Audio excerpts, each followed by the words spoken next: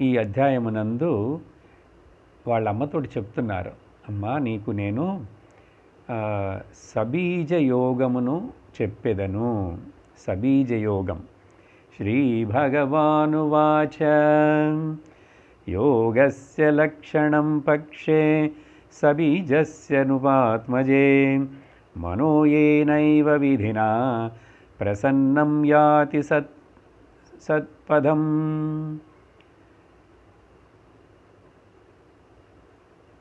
యోగస్య లక్షణం. ఇక్కడ యోగా అంటే అండి సగుణ సాకార భక్తి యోగమును, దానికి పేరే ఇక్కడ సబీజం అంటున్నారు. సబీజ యోగం అంటే సగుణ సాకార రూపంలో ఉన్నటువంటి ఆ భక్తి యోగమును. ఎందుకంటే ఆమె అడిగారు కదా, నాకు ఆ భక్తి యొక్క రహస్యమును చెప్పు అని. అది నేను చెప్తాను. ఆలంబనముతో కూడినటువంటి భక్తి అంటారండి. ఇది ఎవరైతే అనుష్ఠిస్తారో వాళ్ళ మనస్సులు ప్రసన్నమై నా మీద వాళ్ళ మనస్సు లగ్నమవుతుంది, భగవంతుడైన నా మీద వాళ్ళ మనస్సు లగ్నమవుతుంది అని చెప్పి ఆ భక్తి యోగ విషయమును చెప్పుటకు ముందు, కానీ ఆ భక్తిని చేసేటువంటి భక్తి యోగమును సాధన చేసేటువంటి నేను భక్తుడనని చెప్పుకుంటే ఆ భక్తుడికి ఉండవలసిన లక్షణములు మొదట ఒక 25 సాధనల లక్షణముల లేక యారో మార్క్స్ పాయింటర్స్ మనకు మరలా చూడండి. ఒక్కొక్క అధ్యాయంలో ఎక్కడెక్కడ సందర్భము వచ్చినదో వెంటనే వ్యాసుల వారు మన యందు ఆ సాధనకు కావలసినటువంటి విషయములన్నిటినీ చెబుతూ మన జీవితం ఎలా నడుపుకోవాలని చెబుతూ, ఇలా నడుపున్న వాళ్ళకి మాత్రమే ఈ భక్తి యోగము, కర్మయోగము, జ్ఞానయోగము సాధించగలరు అని చెప్పుటకు 25 లక్షణాలండి. సద్గుణములు, దైవ సంపత్తి అని చెప్పచ్చు. స్వధర్మాచరణం శక్త్యా విధర్మాశ్చ నివర్తనం దైవాల్లభేన సంతోష ఆత్మవిశ్చరణార్చనం. కొన్ని విషయములు జరిగిపోయిన మన ముందు సత్సంగములందు చెప్పిన విషయములుగానే మరలా చెప్పబడుతున్నాయి. ఆ రోజు చెప్పాను నేను, ఈ మరలా మనకు చెవులలో పడేట్లుగా అదే విషయాన్ని పదే పదే చెప్పటం వలన వాటి యందు మనకు చక్కటి అవగాహన, శ్రద్ధ ఏర్పడి వాటిని బాగా అర్థం చేసుకొని మన జీవితంలో మనం ఎంతవరకు వాటిని అమలుపరుస్తున్నామనేటువంటి ఒక చింతన కలుగుతుంది. అందుకని ఏమిటి చెప్తున్నారు, ఒకటొకటిగా లెక్కేసుకుంటూ వస్తే మొదట చెప్తున్నారు, అమ్మా అందరూ కూడా వాళ్ళ ధర్మమును యథాశక్తి వాళ్ళ శక్తికి తగినట్లుగా స్వధర్మమును ఆచరించాలి. అలాగే చెయ్యకూడనటువంటి అధర్మముల దగ్గర నుంచి దూరముగా ఉండాలి. అంటే కమిషన్స్ ఏది చెయ్యాలో అది చెయ్యాలి. ఒమిషన్స్ నిషిద్ధ కర్మలను చేయకూడదు, విహిత కర్మములను చేయాలి అని చెప్పి వాళ్ళ ధర్మములు వాళ్ళకి తెలుసు అందరికీ. తర్వాత ప్రారబ్ధ అనుసారముగా ఈ జన్మలో ఈ శరీరమునకు ఏవేవి సుఖములు దుఃఖములు వస్తాయో వాటిని అలాగే ఆహ్వానిస్తూ వాటికి రియాక్షన్ అవ్వకుండా వాటిని వచ్చిన వాటితోటి తృప్తిగా ఉండాలి. నాకు ఏవి కావాలి ఏవి అక్కర్లేదనేటువంటిది నా భగవంతుడికి, నా ఇష్టదైవమునకు తెలుసు. ఆ ఈశ్వరుడు నాకు కావలసినవే సప్లై చేస్తున్నాడు అనే భావంతో ఉంటే ఈ ప్రారబ్ధము మూలముగా జరుగుతున్నటువంటి ఈ శరీరమునకో మనస్సునకో మనకు ఏర్పడే సుఖములు దుఃఖములను సమముగా తీసుకుంటాం. ఆ తర్వాత ఎప్పుడు కూడా మహాత్ముల యొక్క సాంగత్యములో ఉంటూ వాళ్ళ పాదములను సేవిస్తూ వాళ్ళ పాదములను ఆశ్రయించి సేవిస్తూ వాళ్ళ సత్సంగంలో, వాళ్ళ సన్నిధిలో ఉండాలి. ఎంతవరకు వీలైతే అంతవరకు. ఈ మహాత్ముల యొక్క సాంగత్యములో ఉన్నంత మనకు కలిగేటువంటి ఫలము మరి ఏ యజ్ఞ యాగ కార్యములు చేయటం వలన కూడా ఇంతటి ఫలము లభించదండి.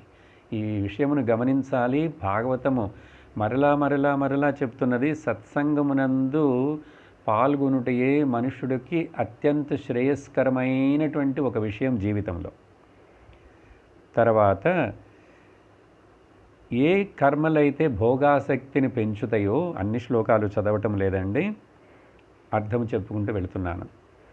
ఏ కర్మలైతే మన లోపల హృదయంలో భోగ ఆసక్తిని పెంచుతాయో అటువంటి వాటి నుంచి దూరముగా ఉండాలి.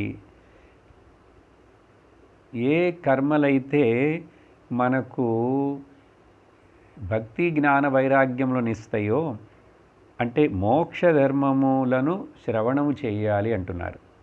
మోక్ష ధర్మములంటే ఇదో సత్సంగములో చెప్పే శాస్త్రమును వినాలి. శ్రవణము మొదలగు వాటి యందు బాగా వాటిల్లో ఇష్టం ఉండాలి, ప్రీతి ఉండాలి. ఆ తర్వాత మితముగా భుజించుట, అప్పుడు చక్కటి సాత్వికమైన ఆహారమును తినుట. ఈ ఆహార విషయం చెప్పేటప్పుడు అండి, మీరందరూ తల్లులు కానీ మగవాళ్ళు కానీ ఎవరైనా సరే, మనము వంట చేస్తున్నాము నలుగురికి ముగ్గురికి మన ఇంట్లో వాళ్ళ కోసమే అనుకోండి. ఆ వంట చేసేటప్పుడు ఆహారం శుద్ధముగా అవ్వాలంటే నీళ్ళల్లో కడిగినంత మాత్రాన లేక ఉడకబెట్టినంత మాత్రాన మాత్రమే అవి శుభ్రం అవ్వండి.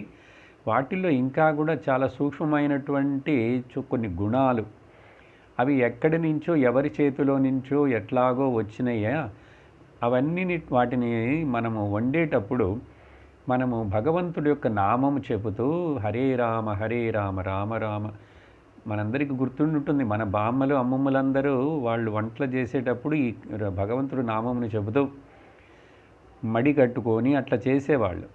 సరే, మడి కట్టుకుండే విషయము ఇష్టమైన వాళ్ళు వీలైన వాళ్ళు చేస్తారు. కానీ ముఖ్యంగా ఇక్కడ భగవంతుడి యొక్క నామము చెబుతూ మనం వంట చేసి అది వడ్డించామంటే ఆ ఇంట్లో ఉన్న వాళ్ళందరికీ చక్కగా ఆరోగ్యం బాగుంటుందండి. వాళ్ళందరికీ ఆ తిన్న అన్నం బాగా జీర్ణం అవుతుందండి. దానిలో ఉండేటువంటి ఏమిటంటే ఆహారమే, మన యొక్క ఆహారం, సూక్ష్మమైనటువంటి ఆహారమే మన యొక్క జ్ఞానశక్తిగా మారుతుంది, మన మనస్సు మీద పనిచేస్తుంది అది. కాబట్టి ఇక్కడ పవిత్రమైన ఆహారము మితముగా భుజించాలన్నారంటే దేవుడికి సమర్పించినది ప్రసాదముగా తీసుకోవాలి. ఇంట్లో తినే అన్నమైనా కూడా ప్రతిరోజు ప్రతిసారి అప్పుడు అది వండేటప్పుడే భగవంతుడి కోసం వండుతున్నాను, మా ఇంట్లో ఉన్న ఈ కుటుంబ సభ్యులందరి శరీరాల్లో ఉండే ఆ ఈశ్వరుడు వైశ్వానర రూపంలో వాళ్ళ పొట్టల్లో ఉన్నాడు. అహం వైశ్వానరో భూత్వా ప్రాణినాం దేహమాశ్రితః ప్రాణాపాన సమాయుక్త, భగవద్గీతలో భగవంతుడు చెప్పాడు కదా. కాబట్టి ఆహారము అలాగే 3 సార్లు 4 సార్లు మితముగా భుజించటం చాలా ముఖ్యం. ఆ తర్వాత ప్రతిరోజు కూడా ఒక భయం లేని చోటు ఏకాంతముగా ఉండటం అలవాటు చేసుకోవాలి. ఏకాంత వాసము అంటే అక్కడ మనము ఒంటరిగా ఉన్నామని మనకు భయం ఏర్పడకూడదు. కాబట్టి ఎక్కడో అడవులకు వెళ్ళి ఉండాలంటే భయం వస్తుందండి.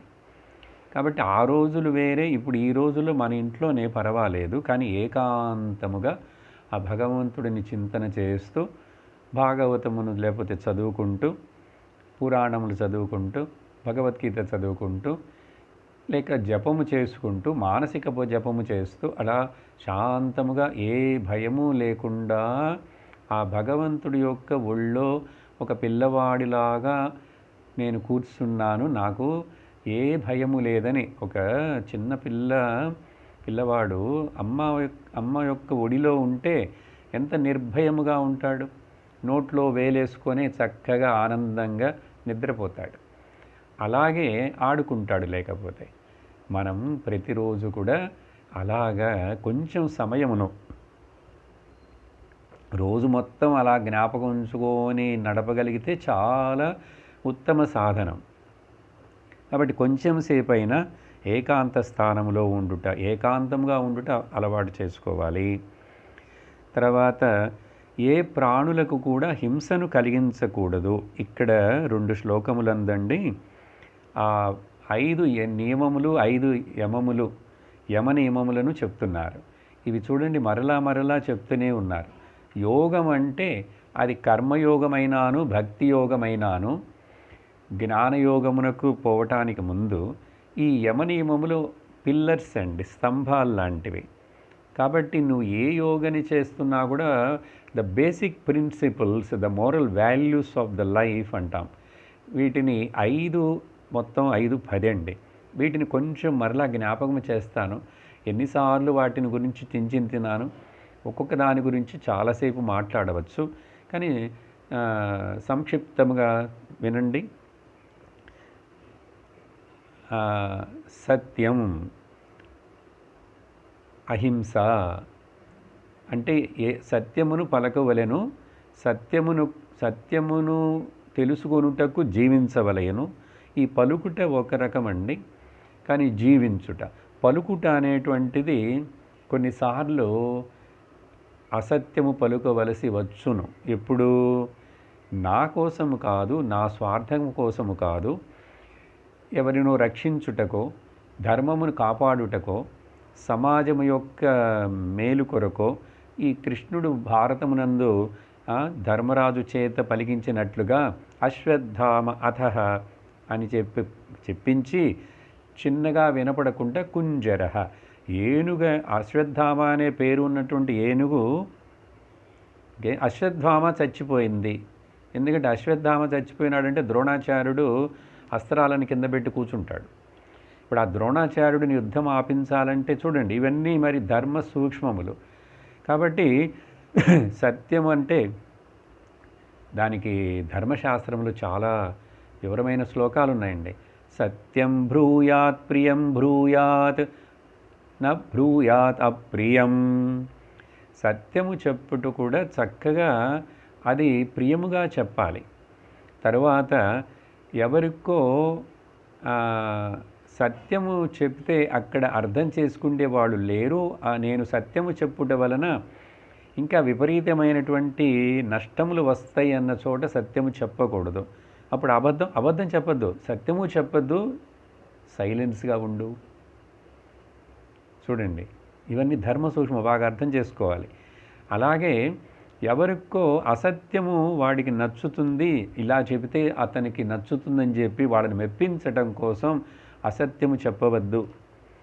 నువ్వు ఎక్కడైనా సత్యము చెప్పుటకు వీలు లేని సందర్భం వచ్చి అట్లాంటి పరిస్థితి ఉంటే నువ్వు నోరు తెరవద్దు, ఏమీ చెప్పద్దు. సరే, కాబట్టి ఎవరినో రక్షించటానికి, ఓకే, ఒక స్త్రీ వచ్చింది, దాక్కున్నది మన ఇంట్లో, ఎవరో ఆవిడని తరుముకుంటూ వస్తున్నారు రౌడీలంటే, ఇప్పుడు వాళ్ళు వచ్చి అడిగితే ఇక్కడ దాక్కున్నదా అంటే మరి ఆమెని రక్షించటం కోసం వాళ్ళకి అబద్ధం చెప్పాలి కదా.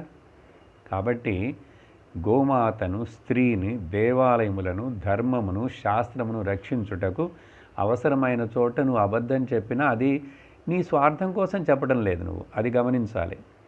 The evolution of the mind is more important behind all this యమనియమములు. ముఖ్యంగా నీ భావన ఏమిటి దాంట్లో? ఎక్కువ మందికి సమాజంలో వాళ్ళకి ఉపయోగపడుతుంది, చాలామందికి మంచి చేస్తుంది అంటే అది ధర్మం అండి. ఏది నీకు మాత్రమే మేలు చేస్తుంది, చాలామందికి నష్టము కలిగిస్తుందంటే అది అధర్మం అండి. చూడండి ఎంత సింపుల్గా చెప్తారు వ్యాసుల వారు. కాబట్టి అహింస, ఇలాగే ఇప్పుడు సత్యమును చెప్పాము, అహింస కూడా అంతే. హింస ఇప్పుడు దేశమును రక్షించుటకు మరి మన బార్డర్లో ఉండే సిపాయిలు అందరూ, ఇప్పుడు యుద్ధములో మరి అంత హింస జరిగింది కదా మహాభారత యుద్ధంలో. భగవంతుడు ముందు కళ్ళకి ముందే యుద్ధం చెయ్యి అర్జున అని చెప్పి ప్రోత్సాహిస్తున్నాడే. అప్పుడు ఏంటి, కృష్ణుడు వైలెన్స్ని ఎంకరేజ్ చేశాడా అని తప్పుగా భావించే వాళ్ళు ఉంటారు. మనము భక్తులమైతే, మనం ఆధ్యాత్మిక మార్గంలో నడుస్తున్నామంటే మనకి ఇటువంటి సందేహాలు రాకూడదండి. అర్థమైందా? కాబట్టి ఈ విషయాలు క్లియర్గా ఉండాలి మైండ్.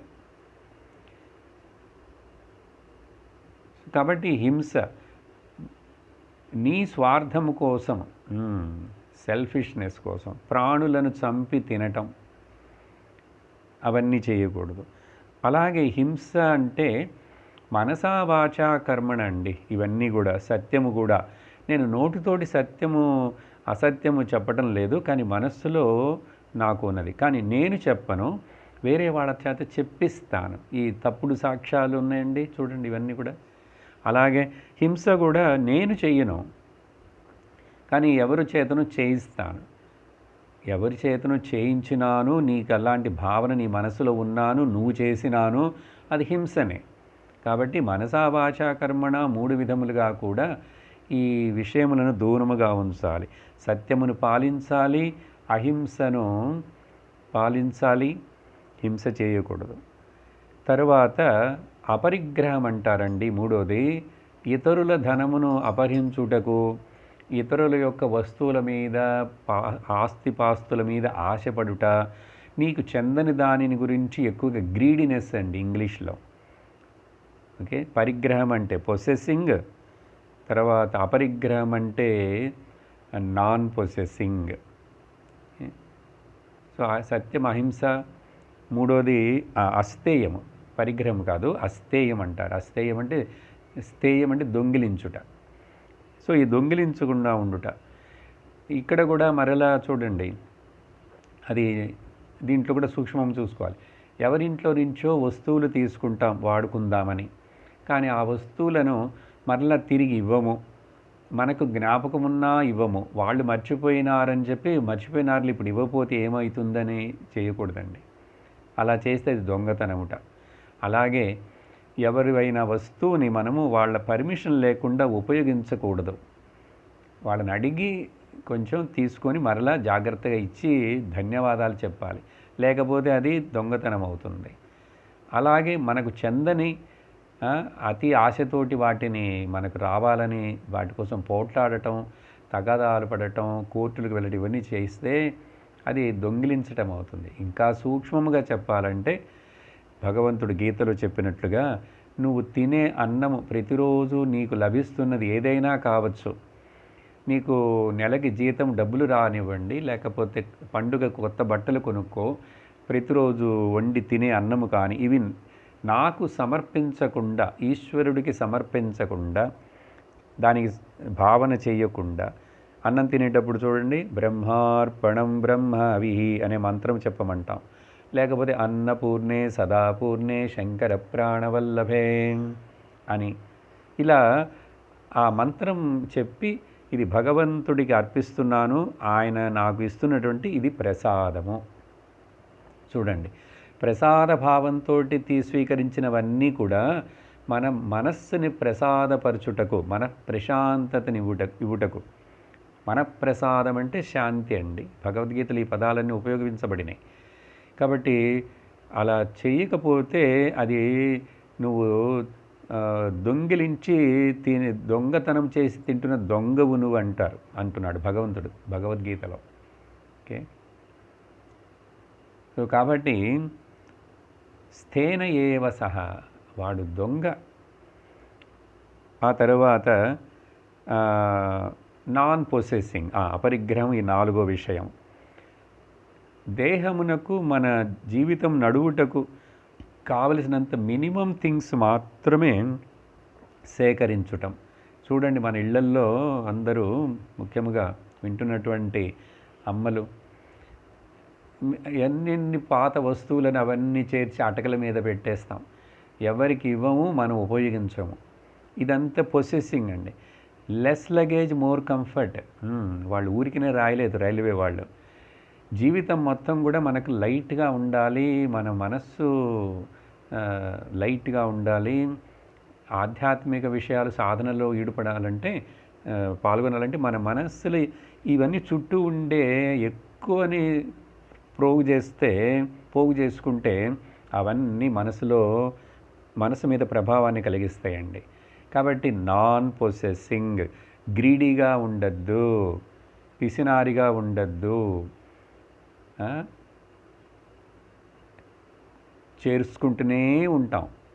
డబ్బులు కానీ వస్తువులు కానీ వాటిని ఖర్చు చేయము, ఎవరితోటి పంచుకోము, ఎవరికి ఇవ్వము, మనం ఉపయోగించము. చూడండి, ఇదెంత తప్పు. కాబట్టి అది ఉండకూడదు. ఇవన్నీ అందరూ పాలిస్తే సమాజంలో స్కేర్సిటీ రాదండి. డబ్బు ఉన్నవాడైనా అంతే. డబ్బులు ఎంత కావాలి? తినుటకు, ఉండుటకు, కట్టుకొనుటకు, for food, shelter and eating. ఏదో సరే వయసు అయిన తర్వాత ముసలితనంలో రక్షణ కోసం ఏదో కొంచెం డబ్బులు సేవింగ్స్ పెట్టుకుంటాం. కానీ ఇంకా ఆ డబ్బులు మన తల మీద కూర్చోకూడదు. డబ్బులు మన దానికి బానిస అవ్వకూడదు. డబ్బులంటే ఆస్తులు, పాస్తులు, నగలు అన్నీ అండి. కాబట్టి అపరిగ్రహము, ఎంతకు మనము తక్కువ మన చుట్టూ వస్తువులను స్వీకరించకుండా పెట్టుకుంటామో, కొంచెమో పెట్టుకుంటామో అంత మనకు మనస్సు శాంతంగా ఉంటుంది. చూడండి, మీకే తెలుస్తుంది. అప్పుడప్పుడు ఇల్లు శుభ్రం చేసి ఈ సంక్రాంతి సమయంలోనో, దీపావళి సమయంలోనో ఆ పాతవి అక్కర్లేనివన్నిటిని తీసేసి పారేస్తే అబ్బా ఎంతో రిలీఫ్గా ఉంటుంది. మీ బట్టల అరమరైనా సరే, వంట రూమ్లో ఉండే అవసరం లేని సామానైనా సరే, కానీ అవి పంపించి మళ్ళీ కొత్తవి కొంటూనే ఉండకూడదు. అవసరమా లేదా ఎంత అనేది చూసుకోవాలి. కాబట్టి నాన్ పొసెసింగ్. ఆ తర్వాత 5వది బ్రహ్మచర్యం అని చెప్పబడుతుందండి. ఇవన్నీ కొంచెం చెప్పుంటాను, మరలా ఈరోజు జ్ఞాపకం చేసుకుంటున్నాం. ఎందుకంటే భగవానుడు మనకు మరలా ఈ అష్టాంగ యోగం అనే పేరుతోటి భక్తి యోగమునకు మన మనస్సుని తయారు చేస్తున్నారు. చూడండి, ఇవన్నీ చేయకుండా ఆ భక్తి రాలేదు, నా మనస్సు నిలవటం లేదు, నాకు ధ్యానం చేయటం రాలేదు, నాకు మనసు ఎక్కడికో పరిగెడుతున్నది, ఇంకా అది దుఃఖపడుతూనే ఉన్నది, ఆలోచిస్తూనే ఉన్నది, దానికి ఇట్లా చెప్పకూడదు. ఇవన్నీ చెయ్యకపోవటం వలనే ఆ మనస్సు మనం చెప్పినది వినటం లేదు. కాబట్టి యమనియమములు సాధన చేయకుండా ఏ యోగా కూడా మనకు ఫలమునివ్వదండి. కానీ వీటిని నెగ్లెక్ట్ చేస్తాం. చెప్పేవాళ్ళు వివరముగా చెప్పరు, చెప్పినాను మనము విన్నా కూడా అమలుపరచం. చూడండి మనం ఎట్లా ఉంటాం. అందరూ కాదు, మీలో చాలామంది విని చక్కగా అమలుపరిచే వాళ్ళు ఉన్నారు.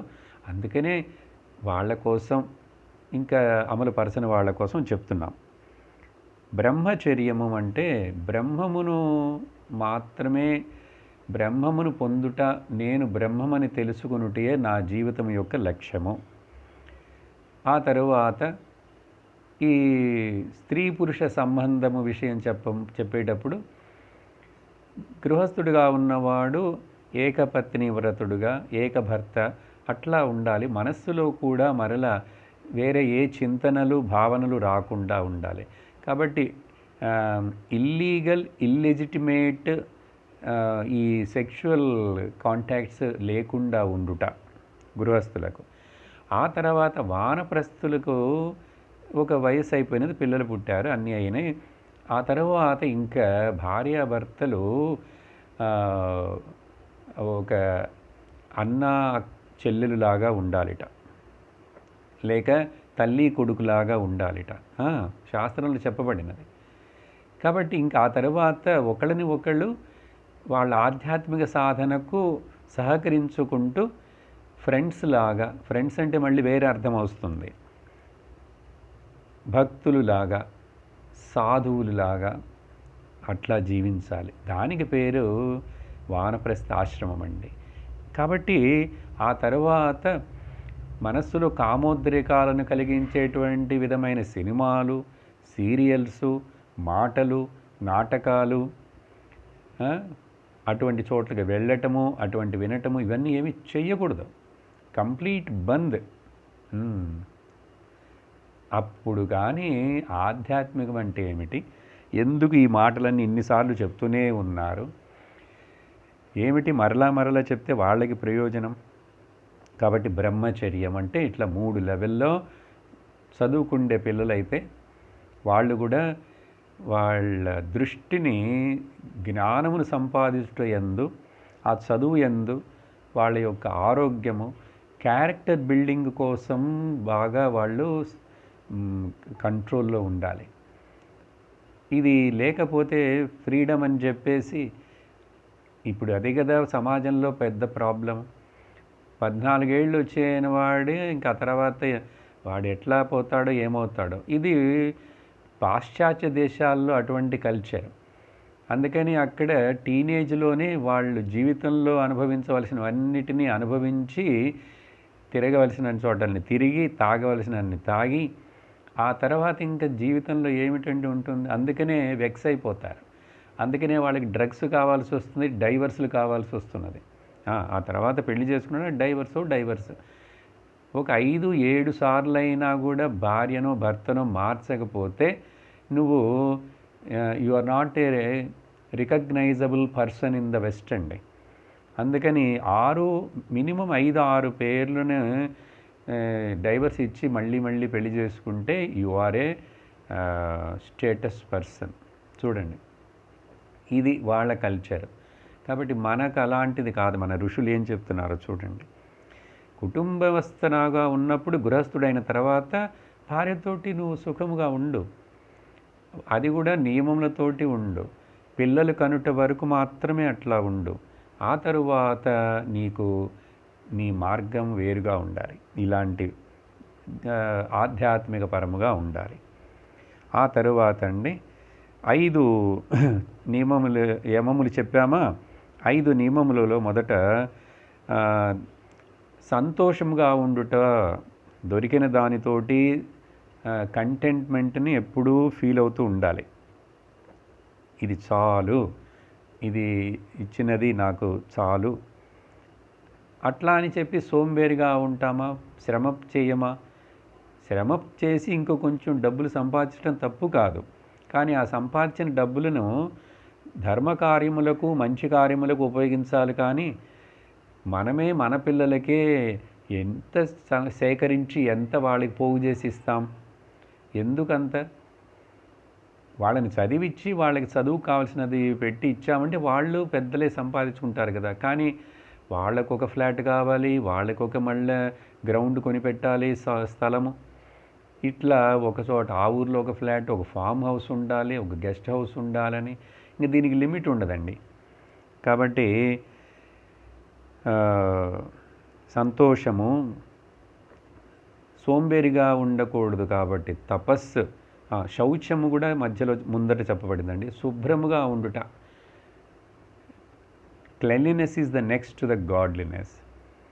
అందుకనే మన ప్రధానమంత్రి గారు ఇప్పుడున్న ఆయన ఈ శుభ్రత గురించి ఎంతో శ్రమ చేసి ఇప్పుడు గడిచిన 5 సంవత్సరాలు, ఇప్పుడు 1 సంవత్సరం అయినది, దానిని ఇంకా బాగా అమలు చేయాలి. ఇది వాళ్ళు వాళ్ళ ఉన్న స్థలంలో చోట వాళ్ళకి చేతనైనంత వరకు ఈ శుభ్రమును పాటించాలండి. ఎందుకంటే శుభ్రము లేకపోతే చూడండి, ఇది ఎప్పుడో మనకు చెప్పారు, శౌచము, అంతఃశౌచము, బాహ్య శౌచము. బయట రోజుకి 2 సార్లైనా స్నానం చేయాలండి. చలికాలమైనా సరే కొంచెం గోరువెచ్చని నీళ్ళు, మాకు నీళ్లు దొరకట్లేదనో లేకపోతే ఆరోగ్యం సరిలేకపోతే తప్పకుండా 2 సార్లు మనుషులు స్నానం చేయటం అనేటువంటిది అది బాహ్య శరీరమునకు లోపల మనస్సునకు కూడా శుభ్రతను, రిలాక్సేషన్ ఇస్తుందండి. అది చాలా విషయం ఉంది ఆ స్నానం చేయటం అనేదిలో. అది కూడా ఎలా చేయాలి అవన్నీ చెప్పబడినాయి. కాబట్టి అలా శుభ్రముగా ఉండుట. స్నోలు, పౌడర్లు, బాడీ స్ప్రేలు కొట్టుకోవటం వల్ల శుభ్రత రాదండి. మనస్సును శుభ్రంగా ఉంచుకోవాలి. Give a good thoughts. మనస్సుకి మంచి ఆలోచనలు, అలవాట్లతోటి మనస్సును ఎప్పుడు కూడా ఆరోగ్యంగా ఉంచు, శుభ్రముగా ఉంచు. మనసులో ఇట్లాంటి చెడు ఆలోచనలు, కల్మషములు రాకుండా చూసుకో. రాగద్వేషాలు లేకుండా, కామక్రోధాలు లేకుండా. బాహ్యముగా శరీరమును ఎంత శుభ్రం చేసినా ఈ శరీరము మరలా కొన్ని గంటల్లో అశుద్ధమవుతుందండి. కాబట్టి ఇవన్నీ శుద్ధం, బాహ్య అంతఃశుద్ధం. తర్వాత ఈ ఆధ్యాత్మిక మార్గంలో నడువుటకు కొంచెం నీకు ధైర్యము కావాలి. తపస్సు వలన ధైర్యం వస్తుంది. ఇక్కడ తపస్సు అంటే అర్థం అండి ధైర్యము. ఏవేవో చెడు కార్యాలన్నీ చేస్తున్నాం ధైర్యముగా. దొంగతనం చేసేవాడు ధైర్యంగా చేస్తున్నాడు, టెర్రరిస్టు బాంబులు పెట్టేవాడు ధైర్యముగా చేస్తున్నాడు కదా. ఆధ్యాత్మిక మార్గంలో నడిచేటప్పుడు కూడా ఈ దేని మీద కూడా అటాచ్మెంట్ పెట్టుకోవాకు, వైరాగ్యంతో ఉండు అంటే ఇవన్నీ మనకు భయం వేస్తాయి మొదట్లో. అందుకని వైరాగ్యమునకు ఇంకొక అర్థం అండి ధైర్యము. దేవుడు కోసము, ఆత్మ కోసము జగత్ ప్రపంచమును త్యాగము చేయగలవా? అదే కదా వేదాంతం చెప్తున్నది. అన్నిటినీ వదిలేసాయి. నా కర్మణాన ప్రజయా ధనేన త్యాగే నైకే అమృతత్వమానసు. అమృతత్వం కావాలా నీకు? ఆత్మజ్ఞానము కావాలా? మోక్షము కావాలని ఉంటే నువ్వు అన్నిటినీ వదిలేయాలి. ఆ అమృతత్వము నువ్వు నీ సొంత బంధముల మీదనో నీ ఆస్తిపాస్తుల మీదనో మమకారము పెట్టుకొని వాటి మీద ఆధారపడితే నీకు రక్షణ, శాంతి, సుఖము లభించవు వాటిల్లో. వేదము చెప్తున్నదండి. నీకు నమ్మకం ఉన్నదా ఈ మాటలు సత్యమని? ఉంటే పాటించాలి. కాబట్టి ఇక్కడ పాటించాలంటే ధైర్యం కావాలి. అందుకనే ఎవరికి మంచిది చెడు అని తెలియదు, అందరికీ తెలుసండి. దుర్యోధనుడు కూడా తెలుసు. అతడు చెప్పాడు కదా భారతంలో, స్ట్రైట్ అవే చెప్తున్నాడు, జానామి ధర్మం నచమే ప్రవృత్తి. ధర్మం అంటే ఏమిటో నాకు తెలుసు, కానీ నేను ఆ ధర్మమును ఆచరించను. జానామి అధర్మం నచమే నివృత్తి. అధర్మం అంటే కూడా ఏంటో తెలుసు నాకు, కానీ దాంట్లోంచి నేను విరమించుకోను, దానిని వదలను. ఎందుకంటే కేనాపి దేవేన హృది స్థితేన, నా హృదయంలో ఏదో ఒక శక్తి కూర్చొని నన్ను అట్లా చెయ్యి, నువ్వు ఇది చెయ్యి అని చెప్పి నన్ను నెడుతున్నది అంటాడు. చూడండి, ఇట్లాంటి వాడిని ఎవరు మారుస్తారు? అందుకని ఎవరు మార్చలేకపోయారు. సాక్షాత్ శ్రీకృష్ణుడు ముందు ఉండి కూడా ఆయన అందరితోటి సమముగానే ఉన్నాడు. పాండవులు కౌరవులతోటి చక్కగా మాట్లాడేవాళ్ళు, అందరితోటి నవ్వుతుంటాడు. ఆయనకి ఎటువంటి పక్షపాత బుద్ధి లేదు. ఆయన స్థితప్రజ్ఞుడు, యోగీశ్వరుడు. అటువంటి కృష్ణుడు దుర్యోధనుడు కూడా ఈ యుద్ధము ప్రారంభించుటకు ముందు వాళ్ళ రాజమాలికకు ఆహ్వానించాడు. దుర్యోధనుడే ఆహ్వానించి అక్కడ ఆయన్ని హౌస్ అరెస్ట్ చేసేసి కిడ్నాప్ చేసేద్దాం కృష్ణుడిని అనుకున్నాడు. అంటే అక్కడ కృష్ణుడు సరే వీడికి కొంచెం నా శక్తిని చూపించాలని విశ్వరూపం చూపించాడట.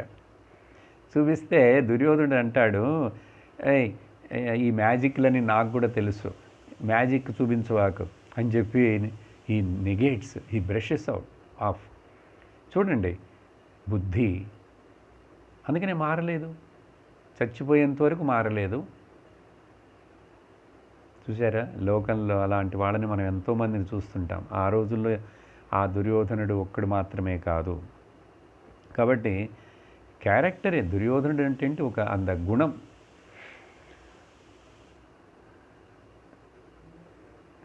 ఏమి చెప్తున్నాం? తపస్సు గురించి చెప్తున్నాం, శౌచం గురించి చెప్పాం.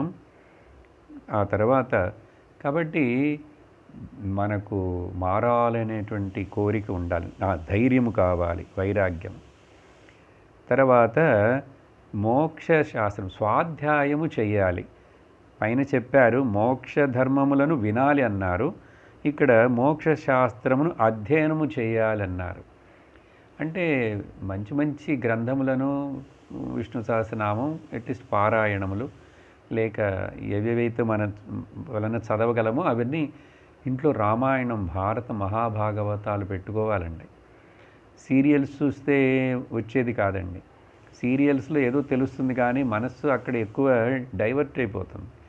ఈ రోజుల్లో పిల్లలకి అందరికి కూడా అవే తప్ప మంచి బొమ్మలు బాల భాగవత రామాయణములు ఇంట్లల్లో లేవు. చిన్నప్పుడు ఉండేవి. ఇంట్లో ఈ పుస్తకములు పెట్టుకొని వీటికి ఒక పువ్వు పెట్టి దానికి నమస్కారం చేసినా కూడా చాలు, ఆ ఇంట్లో ఉన్న వాళ్ళందరికీ మీకు చాలా మంచి శ్రేయస్సు జరుగుతుంది. ఇదేదో ఎగ్జాజరేట్ చేసి చెప్పడం లేదు. మంచి జరుగుతుందంటే ఏమిటంటే మాకు డబ్బులు వస్తాయా అని అడగకూడదు, మా పిల్లలకి పెళ్ళి అవుతుందా అని. డబ్బులు వస్తాయో పెళ్ళిళ్ళు అవుతాయో ఏదో అవుతుంది, కానీ మొత్తంలో నీకు ఆ గ్రంథముల యొక్క పవిత్రత మూలముగా నీలో మార్పు వస్తుంది. ఎక్కడ ఏమి నీకు దొరుకుతుంది, ఏమవుతుందనేది మన కళ్ళకు కనపడేది కాదు. కళ్ళకి కనపడినటువంటి ఆ పుణ్య ఫలము నాకు పేరు అదృష్టము. అదృష్టము అర్థమైందండి. అందుకంటే అదృష్టం అంటే ఎవరికో ఏదో లక్కీగా దొరికిందంటామే, అది నీ యొక్క పుణ్యకార్యమే. కాబట్టి మోక్షశాస్త్రమును స్వాధ్యాయం అంటారు దీన్ని పతంజలి యోగ భాషలో. చివరిగా ఇవి నిన్ని చేస్తున్నాను నేను చక్కగా చేయగలిగాను అని అహంకారం రాకూడదు కదా. విన్నాము కదా, బ్రహ్మదేవుడు సృష్టిని చేయటానికి ముందు నేను ఇంత పెద్ద కార్యమును చేశానంటే నాకు అహంకారం వస్తుందేమో, అందుకని భగవంతుడు అహంకారం వస్తే అజ్ఞానుడినైపోతాను, కాబట్టి నువ్వు మొదట నాకు ప్రామిస్ చేయి, నేను నా హృదయంలో అహంకారం ఉదయించకూడదని చెప్పి నువ్వు ఉదయించదు అని చెప్పి నువ్వు నాకు వాగ్దానం ఇవ్వు, నేను తర్వాత ఈ సృష్టి కార్యం చేస్తానన్నాడు. కాబట్టి ఈ యమములో నియమములో ఏదో కొంచెం మనం చేసినా కూడా, కొన్ని వ్రతాలు చేసినా కూడా వెంటనే మనకు అహంకారం వచ్చేది, నేను చేయగలిగాను చూసావా అనేటువంటిది. కాబట్టి మంచి చేస్తున్నా కూడా మంచి చేశానని అహంకారం ఉంటుందండి, దీనిని కూడా దాటి రావాలి. నిజమైన భక్తుడు సాధకుడు దానిని కూడా దాటి రావాలి. ఎలా దాటి రాగలం, ఏమి చేస్తే? ఈశ్వర ప్రణిధానము. ఆ 10వ చివరిగా చెప్పే నియమంలో సర్వము ఈశ్వరుడికి అర్పణం చేస్తూ ఈశ్వరునకు శరణాగతుడవై జీవించు. అన్నీ కూడా ఈశ్వరుడి కోసం చేస్తున్నా నేను. ఈశ్వరార్పితం నేచ్ఛయాకృతం చిత్తశోధకం ముక్తి సాధకం. రమణ మహర్షులు వారు చెప్తారు ఉపదేశసారములో, ఈశ్వరుడికి అర్పణం చేసేటువంటి కర్మ. ఎందుకంటే కర్మ యొక్క ఫలము మనకు, కర్మ ఫలము ఇచ్చేవాడు కర్తృరాజ్ఞయా ప్రాప్యతే ఫలం. ఆ ఈశ్వరుడు కర్మఫలమును డిస్ట్రిబ్యూట్ చేస్తున్నాడు, మనం చేసిన కర్మఫలమును. కాబట్టి ఆయనకి అర్పిస్తూ నువ్వు కర్మలను చేశావంటే నీకు కర్మ యొక్క బంధము ఏర్పడదు. అందుకని చెప్పారు, ఈశ్వరార్పితం నా ఇచ్చయ ఆకృతం, నేను చేస్తున్నానని అహంకారము భావన రాకూడదు. అప్పుడేమవుతుందంటే అది నీ అంతఃకరణమును, మనస్సును, హృదయమును శుద్ధిపరుచుతుంది. శుద్ధి అయిపోయినదంటే ముక్తికి సాధనం అవుతుంది. శుద్ధమైనటువంటి నిర్మలమైనటువంటి మనస్సే మోక్షమునకు అర్హత ఉంది. కల్మషముతోటి ఉన్నటువంటి మనస్సులో ఈ బ్రహ్మ విద్య, బ్రహ్మజ్ఞానము, ఈ తత్వ అవగాహన ఏర్పడదండి. ఆ శుద్ధమైన నిర్మలమైన మనస్సుకే పేరు వెన్నలాంటి మనస్సు. అందుకనే భగవంతుడు ఆ వెన్నను ఇష్టపడతాడు. కృష్ణుడు కథ వచ్చినప్పుడు చూస్తాం 10వ స్కందములో. కృష్ణుడు ఎందుకు ఆ వెన్న దొంగిలించడం అంటే మన హృదయములను దొంగిలిస్తాడు, మన హృదయములను ఆకర్షిస్తాడు, తీసుకెళ్ళిపోతాడు. ఎలాంటి మనస్సుని? మనస్సులు కల్మషము దుర్గంధముగా ఉన్నటువంటి ఆ వెన్న బాణలను పగలగొట్టేశాడు. ఎక్కడ మంచి వెన్న ఉన్నదో ఆ ఇళ్లలోనే వెళ్ళి ఆ వెన్నను తీసుకొని తిన్నాడంటాం. ఏమిటి దీని యొక్క అర్థం అంటే, ఆ మంచి శుద్ధమైన సాత్వికమైన ప్రేమతో కూడిన ఆ మనస్సు అంటే భగవంతుడు ఇష్టపడతాడు. అటువంటి మనస్సు రావాలంటే ఆ భగవంతుడికి అర్పణం చేసుకోవాలి. ఇలా చెప్పి ఇంకా ఉన్నాయండి. ఇప్పుడు నేను చెప్పినవన్నీ ఒక 18 అయినాయి. ఈ మౌనముగా ఉండుట గురించి ఆల్రెడీ చెప్పాం. మౌనముగా ఉండాలి. అవసరము లేని మాటలను మాట్లాడద్దు. Silence is power. కాబట్టి మాటలాడామంటే ఏవైనా అనవసరమైనవి శక్తి వృధా అవుతుంది, మన యొక్క తపస్సు వృధా అవుతుంది, మనస్సు చంచలమవుతుంది, మనసులో వేరే వాసనలు ఏర్పడతాయి. చాలా వీలైనంత వరకు వ్యవహారంలో లోక విషయములను అలా పెంచుకుంటూ మాట్లాడకూడదు. ముఖ్యముగా మన యొక్క గడిచిపోయిన జీవిత విషయములను చెప్పకూడదు, ఎవరిని అడగకూడదు. ఓకే, ఆ గడిచిపోయిన జీవితమును ఇక్కడ జ్ఞాపకపరచకుండా ఉండాలి. దానిని మర్చిపోవాలంతే. ఇప్పుడు ఏమిటో, ఈరోజు ఏమిటో, ఎలా జీవించాలో పూర్ణముగా డైనమిక్గా భగవంతుడికి అర్పణం చేసి ఆనందముగా జీవించు. Okay, be happy and express the happiness through all your actions. అదండి ఆధ్యాత్మిక సాధనం అంటే. కాబట్టి లివ్ హ్యాపీలీ, బీ హ్యాపీ అంటే నాట్ బికమింగ్ హ్యాపీ అవ్వాలని చెప్పి ట్రై చేయక్కర్లేదు. నేను ఏమి చేస్తున్నాను ఇప్పుడు, ఆ కార్యములన్నీ హ్యాపీనెస్ తోటి చేస్తున్నాను. కాబట్టి చాలా ముఖ్యం. ఆ తర్వాత ఆసనములను అభ్యాసం చేస్తూ శరీరమును వీలైనంత వరకు దానిని మన యొక్క కట్టుబాటులో పెట్టుకోవటం కోసం మెల్లమెల్లగా ప్రాణాయామం కూడా చేస్తూ, ఈ ప్రాణాయామం ద్వారా ప్రాణాయామం అండి మనసునకు శరీరమునకు మధ్యలో ఉండేటువంటి వంతెన లాంటిదండి ప్రాణాయామం, బ్రిడ్జి లాంటిది. అది చేస్తే రెండు పక్కల అది శరీరమును కొంచెం సరిగ్గా ఉంచుతుంది, ఆరోగ్యమును, మనస్సును శాంతపరిచేందుకు ఉపయోగపడుతుంది. అలా ప్రాణాయామం గురించి చెప్పి తర్వాత ధ్యానము గురించి చెప్పటం మొదలుపెట్టారు. ఇక్కడ ధ్యానము చెప్పేటప్పుడు సగుణ స్వరూప ధ్యానం, సగుణ రూప ధ్యానం. దానికి భగవంతుడు ఆ శ్రీహరి యొక్క అందమైనటువంటి ఆ దివ్యమైనటువంటి ఆయన యొక్క రూపమును వర్ణిస్తున్నారండి. చక్కగా ధ్యానము చేయాలంటే హృదయములో, మన యొక్క హృదయ స్థానములో ఆ భగవంతుడిని ఆసనములో కూర్చున్నట్లు కానీ, నిలుచున్నట్లు కానీ, పడుకొని ఉన్నట్లుగా కానీ, మన భావనకు తగినట్లుగా, మన హృదయమునకు నచ్చినట్లుగా ఆ భగవంతుడిని. ఇక్కడ శ్రీహరి అంటే మరి అందరికీ శ్రీహరి ఇష్టదైవం కాదంటే పర్వాలేదు. నీకు ఎవరు ఇష్టదైవమో, మీ ఇంట్లో పరంపరగా ఏ దేవుడిని ఆరాధిస్తున్నారో ఆ కులదైవమో ఇష్టదైవమునో దానినే ఆరాధించు. అన్ని దేవుళ్ళు ఒకడే అనేక రూపాలలో కనపడుతున్నాడు. కాబట్టి నీకు మనస్సును నిలుపుటకు ఒక యాంకరింగ్, ఆ మనస్సు దాన్ని అట్లా వదిలేస్తే అలా దారము తెగిపోయిన గాలిపటంలాగా అది ఎక్కడికి వెళ్ళిపోయి ఎక్కడ పడుతుందో తెలియదండి. కాబట్టి నీకు ఆ ఇష్టదైవము యొక్క రూపమును తలుచుకుంటూ అని చెప్పి ఆ భగవంతుడి యొక్క ఒక్కొక్క అంగమును చింతిస్తూ అలా శరీరము మొత్తముని ధ్యానిస్తూ ఎంతసేపు మనసు అలా చేయగలుగుతుందో అంతసేపు ధ్యానమును చేయుట. ఇది ప్రతిరోజు చేస్తుండాలి. పొద్దున సాయంత్రము అట్లీస్ట్ ఒకసారైనా ధ్యానము చేయాలి. మనము పూజ ఇవన్నీ చేస్తాము.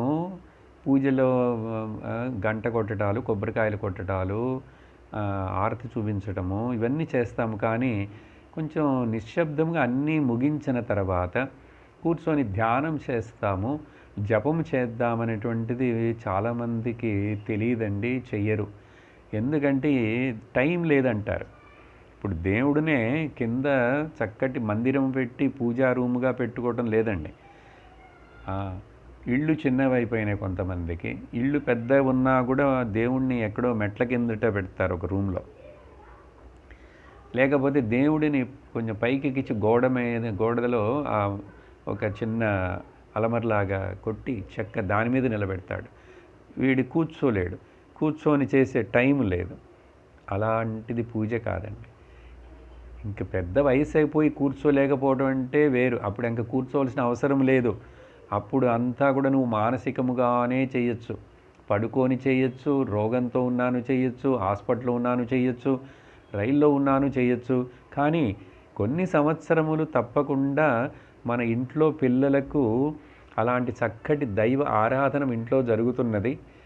నేను చూశాను మా అమ్మ నాన్నగారులు ఇట్లా చేస్తున్నది, మా బామ్మలు తాతగారులు అని ఆ పిల్లలకి అటువంటి చక్కటి ఒక సంస్కారాన్ని ఇవ్వటమే తల్లిదండ్రులు చేయవలసిన పెద్ద ఒక మంచి కార్యము.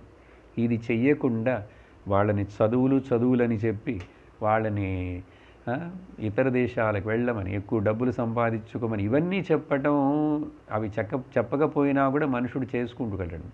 కానీ ఈ సంస్కారం ఎవరిస్తారండి? మా తల్లిదండ్రులు దైవభక్తికి, దైవ చింతనమునకు, ధర్మ అనుసరణమునకు ముఖ్యత్వం ఇచ్చారని ఆ పిల్లలు చూడాలి, తెలుసుకోవాలి కదా వాళ్ళు. మనము చేయకుండా పిల్లలు మంచిగా లేరు, చెప్పినది వినటం లేదు, మమ్మల్ని చూడటం లేదు వయసు అయిన తర్వాత అంటే ఎలా చూస్తారు? మీరు వాళ్ళకి నేర్పిస్తే కదా. కాబట్టి వాళ్ళ తప్పేమీ లేదు. అందుకని జనరేషన్ గ్యాప్ అని చెప్పకూడదు, కమ్యూనికేషన్ గ్యాప్ అని చెప్పాలి. మీరు కమ్యూనికేట్ చేయలేదు, మీరు ఆచరించి రోల్ మోడల్స్గా వాళ్ళకి చూపించలేదు. వాళ్ళు మరి ఎట్లా ఫాలో అవుతారు? వాడికి ఎట్లా తెలుస్తుంది? కాబట్టి మనం అన్నీ కాంప్రమైజ్ అయిపోయి మనము కూడా అన్నీ కాలం మారిందనుకోండి, కానీ అంతగా మారిపోవాలా? అన్నీ వదిలేసేయాలా? నీ సంస్కృతి సంస్కారములు, నీ ఆచారములు ఉన్నవి నువ్వు చెయ్యకపోతే పిల్లలకి వాళ్ళకి ఎలా తర్వాత వచ్చే వాళ్ళకి జనరేషన్స్కి తెలుస్తుంది? ఇవన్నీ మంచివే కదా. కాబట్టి చక్కగా అర్థం చేసుకుని అవి చెయ్యాలి. సో ఏకరూప ధ్యానము, ఇష్టరూపం యొక్క ధ్యానమును చేయమని చెప్పి ఆ తర్వాత అలాంటి భక్తిని చేస్తూ ఉంటే ఆ భక్తి చేసేటప్పుడు ఆ భగవంతుడిని తలుచుకొని ఆయన యొక్క అనుగ్రహమును తలుచుకొని ఆయన కరుణను, ఆయన చేస్తున్నటువంటి ఉపకారం ఇంత చేస్తున్నాడు, నన్ను చూసుకుంటున్నాడు, కాపాడుకుతున్నాడు ఆ భగవంతుడు అని చెప్పి కళ్ళల్లో 2 బొట్లు ఆ కన్నీళ్లు రావాలండి. కృతజ్ఞతతోటి కన్నీళ్లు, ఆనందముతోటి కన్నీళ్లు వచ్చి రోమములన్నీ నిక్కపొడుచుకుంటే అప్పుడు భక్తి హృదయంలో మనకు ఉద్భవించిందని. ఇది అందరూ చూసేలాగా చేయక్కర్లేదు, మనకు భావన రావాలి. కాబట్టి ఆ భక్తి శాస్త్రంలో ఇవన్నీ వింటూ చేస్తున్నప్పుడు, నువ్వు భగవంతుడిని ధ్యానిస్తూ ఆయన గురించి పాడుతున్నప్పుడు జనుల కోసం కాదు. త్యాగరాజుల వారు ఎట్లా, మీరాబాయి ఎట్లా, ఎవరి కోసం? వాళ్ళు ఒంటరిగా ఉంటూ ఆ భగవంతుడిని ధ్యానిస్తూ ఆ కళ్ళల్లో నీళ్ళు వచ్చినంటే భక్తిలో వాళ్ళు బలహీనులు అనే అర్థం కాదండి. ఆ మనసు శుద్ధమైపోతుంది. మనస్సు భగవంతుడి కోసం ఏడవకపోతే, కళ్ళల్లో నీళ్లు రాకపోతే ఇంకెవరి కోసం రావాలి? లోకంలో అన్నిటి కోసం ఏడుస్తున్నాంగా. కానీ భగవంతుడి కోసం కళ్ళల్లో నీళ్ళు వస్తే ఏమిటి తప్పు? కాబట్టి భక్తి శాస్త్రంలో కొంతమందికి ఈ వేదాంతం చదివేటప్పుడు వాళ్ళు emotional, every person is emotional only. Emotions, positive emotions లేకపోతే నీకు దయ, కరుణ టీచ్ చేయటం కూడా, గురువులందరికీ కూడా వాళ్ళకి ఎమోషన్స్ ఉన్నాయి. ఆ శుకాచార్యుల వారికి ఎంత ఆ ప్రేమ, ఆ కరుణ లేకపోతే ఇలా కూర్చొని ఉండి ఆయన పరీక్షితికి ఉపదేశం చేస్తారు. కాబట్టి ఇది చెప్తున్నది ఆ శుకాచార్యుడు, బాగా గుర్తుంచుకోవాలి. ఏం చెప్తున్నారు? శరీరం అంతా రోమములు అట్లా నిలిచిపోయి కళ్ళల్లో ఆనంద కన్నీరు రావాలిట. కృతజ్ఞత ఏమి చెప్పి ఏమి ఇచ్చి నీకు నేను కృతజ్ఞత తీర్చుకోగలను?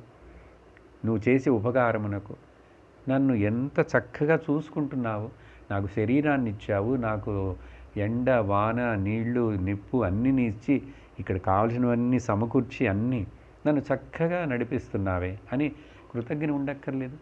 ఈరోజు భాగవతం వినుటకు నన్ను ఇట్లా నాకు భాగ్యమును కలిగించావే, భాగవతం చెప్పేందుకు భాగ్యమును కలిగించావే అని ఆ భగవంతుడు ఇచ్చిన, you have to count the blessings of the lord. ఇది ఎక్కడో క్రిస్టియన్సుడి బస్సు వెనకాల రాసి ఉంది, కానీ మంచి సెంటెన్స్ అది. మనము కొరతలే అన్నీ చూస్తాం, మనకేమి కొరతగా ఉన్నది, ఏమి ఇవ్వలేదు, ఏమి జరగలేదని. ఇచ్చిన వాటన్నిటికీ నువ్వు చక్కగా ఉపయోగించి ఆయనకి సంతోషము కలిగించేట్లుగా జీవిస్తున్నావా? ఆలోచించు. అప్పుడు భక్తి యొక్క లక్షణములు ఇలా చెప్తూ, ఈ భక్తి ఇలా ఏకరూపం చేయగా చేయగా చెప్తున్నారు ఒక చోట, చాలా కాలం చేసిన తర్వాత ముక్తాశ్రయం యర్హి నిర్విషయం విరక్తం నిర్వాణమృచ్చతి మనస్సహసా యదార్చిః ఆత్మానమత్ర పురుషో వ్యవధానమేకం అన్వీక్ష్యతే ప్రతినివృత్త గుణప్రవాహ. చూడండి, ఈ తరువాత అలా చేయగా చేయగా ఆ ధ్యానము అలవాటైపోయిన తర్వాత బాగా అనేక సంవత్సరములు నిరంతరముగా, అప్పుడప్పుడు వారానికి నెలకి చేసేది కాదండి, చేస్తే ఆ సాధకుడు ఒక కొంచెం కాలం తర్వాత మనస్సు ఆ ధ్యానము చేస్తున్నటువంటి ధ్యేయ వస్తువులో కలిసిపోయి కరిగిపోతుందిట.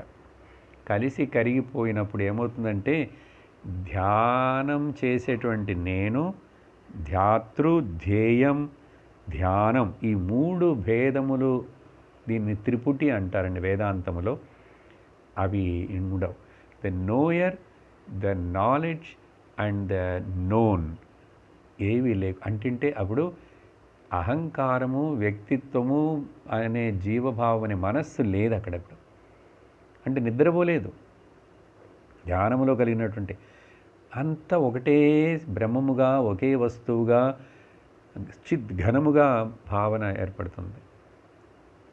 అటువంటి అనుభూతి ఏర్పడినప్పుడు ఇది ఎట్లా వస్తుందంటే,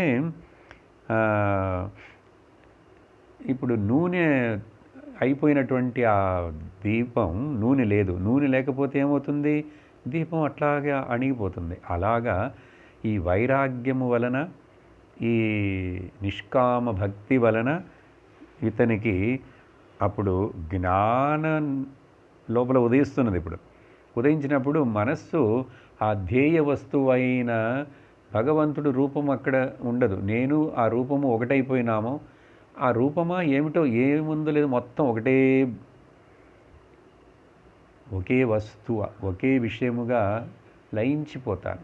దీనికి రామకృష్ణ పరమహంసుల వారు చెప్పే ఉదాహరణ ఏమిటంటే, ఉప్పుతోటి చేయబడినటువంటి ఒక బొమ్మ ఒకరోజు అనుకుందిట, ఆ సముద్రములోకి వెళ్ళి సముద్రం యొక్క లోతును తెలుసుకుందాం, ఎంత లోతుంది ఇదని చెప్పి. అలా వెళ్ళి దాంట్లో జంప్ చేసింది. ఆ తర్వాత ఏమవుతుందో మీకు తెలుసు, చెప్పక్కర్లేదు. అది ఉప్పు ఆ సముద్రము నీటి వలన చేయబడినది కాబట్టి అది దాని యొక్క లోతు తెలుసుకోవాలని వెళ్ళి వెళ్ళి వెళ్ళి వెళ్ళి వెళ్ళి సముద్రముతో కలిసిపోయినది. సముద్రముతో కలిసిపోయినది. చూడండి, నదులన్నీ కూడా ప్రవహిస్తూ, గంగా అవన్నీ కూడా గలగల గలగలగా పరిగెడుతూ వస్తూ వస్తూ వస్తూ ఉంటుంది. ఎందుకు? సముద్రంలో కలిసేందుకు. కాబట్టి ఆ గంగకు ఒక గోల్ ఉన్నది, సముద్రములో కలిసిపోవాలి. సముద్రం అంటే ఏమిటి? అనంతమైనటువంటి నీరుతో కూడినటువంటి ఆ సాగరము. కాబట్టి అనంతములో కలుసుకోవటానికి మనము అల్పులమైనటువంటి ఫైనైట్ అయినటువంటి మన మనస్సు, జీవభావం ఆ అనంతమును అనుకుంటూ అనుకుంటూ అనుకుంటూ చింతన చేసి అనంతరూప అనంతనామా ఆదిమూల. అప్పుడు ఆ నది గంగ వెళ్ళి వెళ్ళి సముద్రంలో కలిసిన తర్వాత గంగ బాధపడుతుందా? గంగ అనేటువంటిది సపరేట్గా ఉంటుందా? గంగ వచ్చింది, దాంతోపాటు కావేరి వచ్చింది, కృష్ణ వచ్చింది, అందరూ వచ్చిపోయిన తర్వాత నన్ను తాకవాకు, నువ్వు కృష్ణ కదా, నువ్వు కావేరి కదా అని చెప్పి గంగ అని తనని సపరేట్గా ఉంటాయా? అన్నీ ఆ నీటిలో కలిసిపోతాయి. అది దానికి పేరే మనకిప్పుడు ఈ individual వెస్టీ a small petty thinking. ఇంకో కథ చెప్తారు కదా, ఆ చిన్న కప్ప చిన్న బావిలో, ఆ చిన్న కప్ప చిన్న బావిలో పుట్టింది. అక్కడే పెరుగుతున్నది. దానికి ఇంకా వేరే బయట ఏమిటనేది తెలీదు. కానీ ఒకరోజు బయట నుంచి మరొక పెద్ద కప్పో చేపో వచ్చిందని చెప్తారు కథ. ఎట్లాగో వచ్చింది, దీంట్లో పడితే ఎక్కడి నుంచి వచ్చావు నువ్వు? నేను సముద్రంలో నుంచి వచ్చాను. సముద్రమా? అది ఎట్లాగుంటుంది? అది ఎట్లా ఉంటుంది చెప్పలేం. సముద్రం సముద్రంలాగా ఉంటుంది. చెప్తారు కదా, రామరావణ యుద్ధం ఎలాగుంటుందంటే రామరావణ యుద్ధం ఇవ. దానికి వేరే ఇంకో కంపారిజన్ లేదు. అలాగే ఆకాశము ఎలా ఉంటుంది? ఆకాశములాగా ఉంటుంది.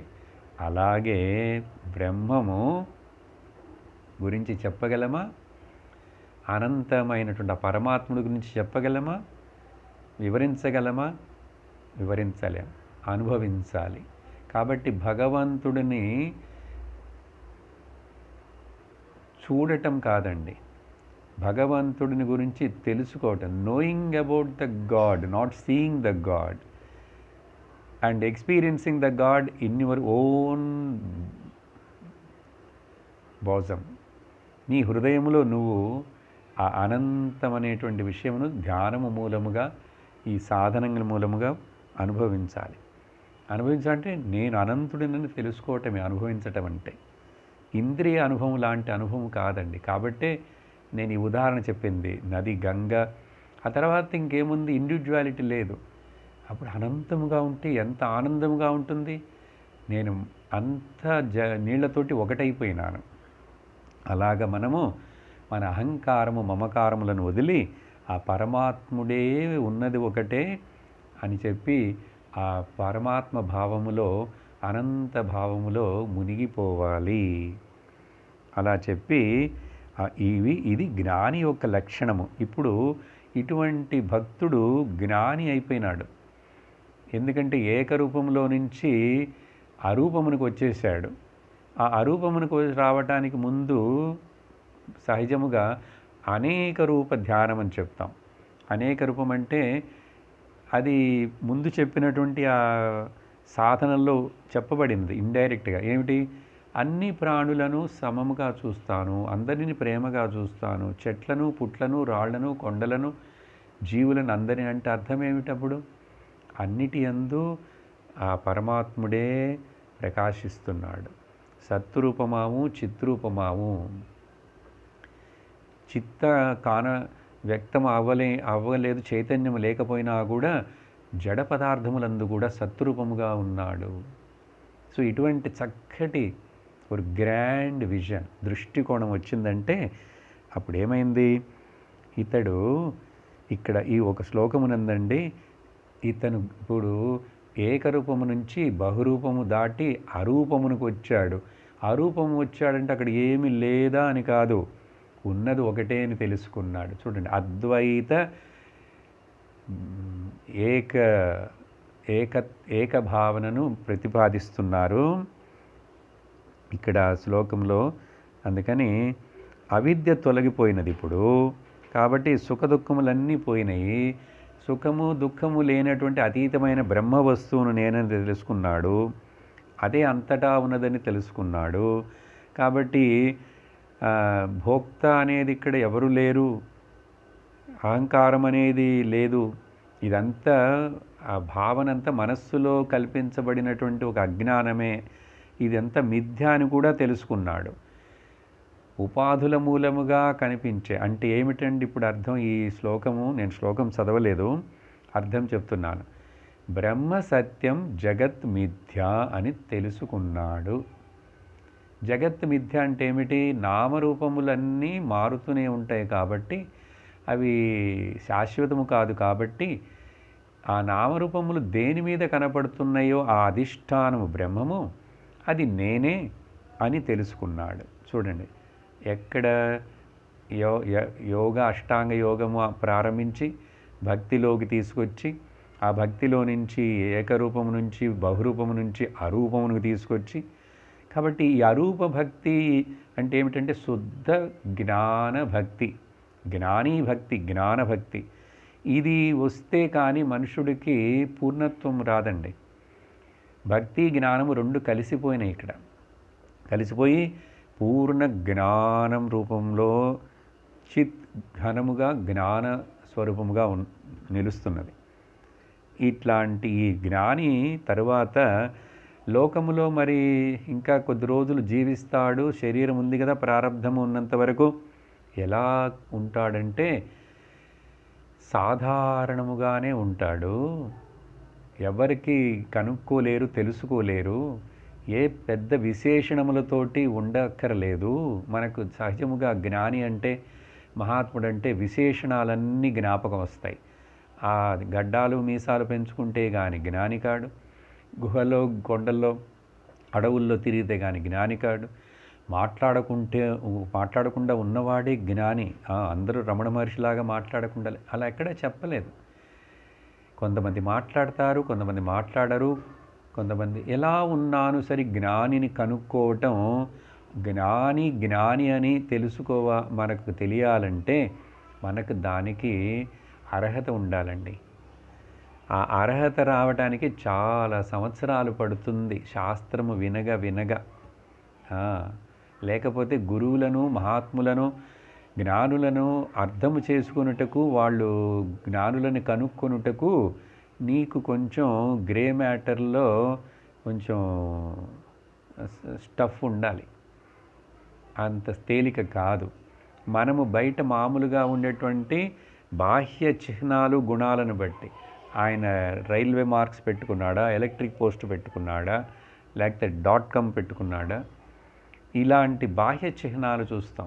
కానీ సుఖమహాముని అక్కడ గంగా నది తీరములో మొదట వచ్చినప్పుడు ఏమి చెప్పబడినది అక్కడ? అలింగ, ఏ మార్క్ లేదు. ఈయన దేనికి చెందినవాడని చెప్పేందుకు ఏ మార్క్ లేదు. మార్క్ అంటే ఇండికేటర్ అండి. లింగం అంటే ఏది తెలియజేసేటువంటిది. బ్రాహ్మణ, క్షత్రియ, వైశ్య, శూద్ర ఏమి చెప్పేందుకు లేదు. బ్రహ్మచార్య, గృహస్థన, సన్యాస ఏమీ లేదు. కానీ ఒకే ఒక్క ఇండికేషన్ ఉంది, నిజలాభతుష్ట. ఆయన పొందవలసిన ఏదో పొంది చాలా ఆనందముగా సమస్థితిలో ఉన్నాడని మాత్రం తెలుస్తున్నది. కాబట్టి ఒక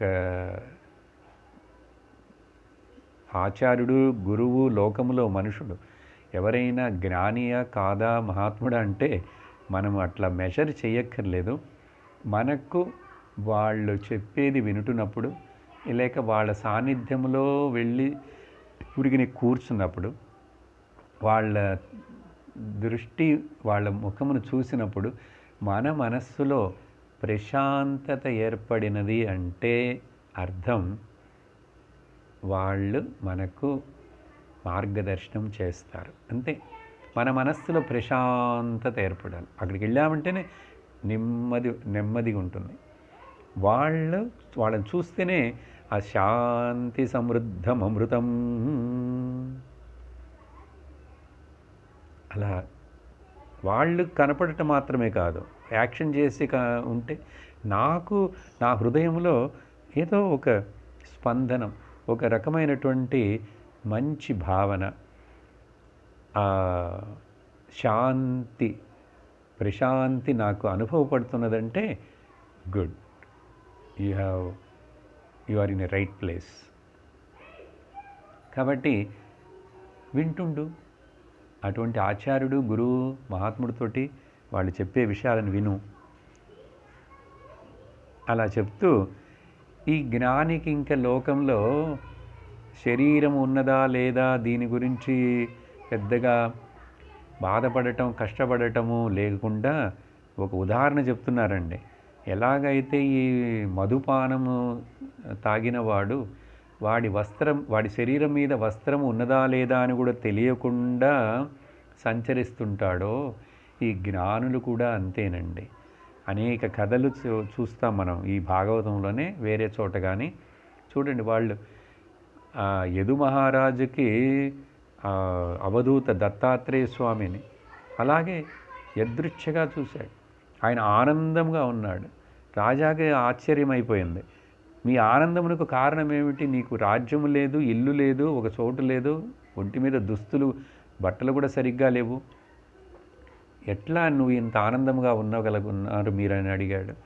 దానికి కారణం మీకు ఎవరు ఎక్కడి నుంచి నేర్చుకున్నారు ఇట్లా ఇంత ఆనందంగా ఉండటం అంటే, ఆయన యదుగీత దత్తాత్రేయ గీత అవధూత గీతలో ఆయన 24 గురువులని చెప్పి నేను వీటన్నిటి దగ్గర నుంచి నేర్చుకున్నానన్నారు. చాలా అద్భుతంగా ఉంటుంది, అది భాగవతంలోనే వస్తుంది తర్వాత 11వ స్కందమునందు.